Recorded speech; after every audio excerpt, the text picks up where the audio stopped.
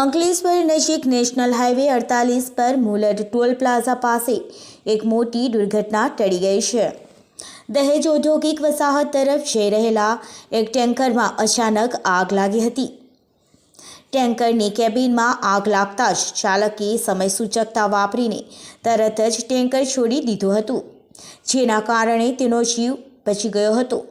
આ ઘટનાની જાણ થતાં જ ભરૂચ નગર સેવા સદનની ફાયર બ્રિગેડની ટીમ તાત્કાલિક ઘટનાસ્થળે પહોંચી ગઈ હતી। ફાયર બ્રિગેડે પાણીનો મારો ચલાવીને આગ પર કાબૂ મેળવ્યો હતો। આ સમયે અંકલેશ્વરમાં કાળઝાળ ગરમી પડી રહી છે અને આગ લાગવાનો બનાવોમાં વધારો નોંધાયો છે।